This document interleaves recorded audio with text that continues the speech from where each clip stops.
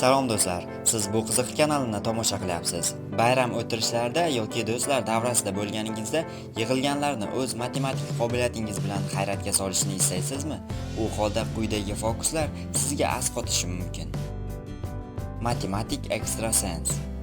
Biror kishidan 99 gacha bo'lgan sonni o'ylashini so'rang, keyin esa undan quyidagi amallarni bajarishni iltimos qiling. O'ylangan sonni 2 ga ko'paytirish, chiqqan songa 12 ni qo'shish, yig'indini 2 ga bo'lish va chiqqan sondan o'ylangan sonni ayirish. Natija esa 6 ga teng bo'ladi. Siz bemalol natija 6 chiqdimi deb so'rashingiz mumkin.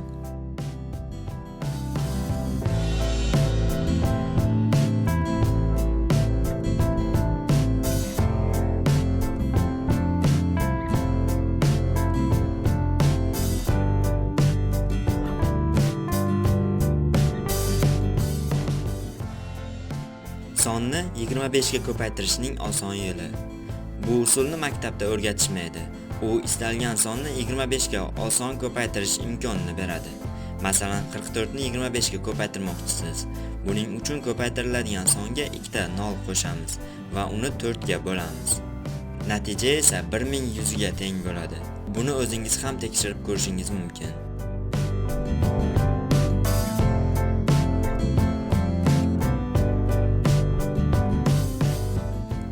5 bilan tugaydigan sonning kvadratini chiqarish.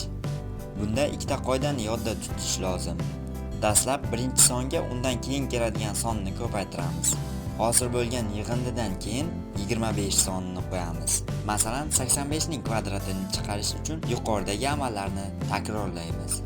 8 ko'paytirilgan 9 72.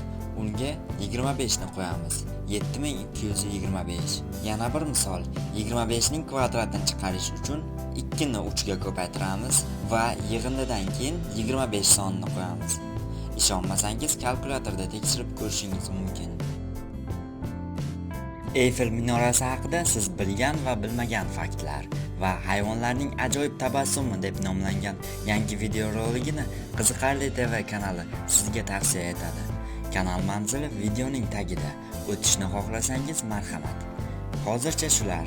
Kelgusida bundanda qiziqarli ma'lumotlarimizni o'tkazib yubormaslik uchun ekrandagi obuna bo'lish tugmasini bosing.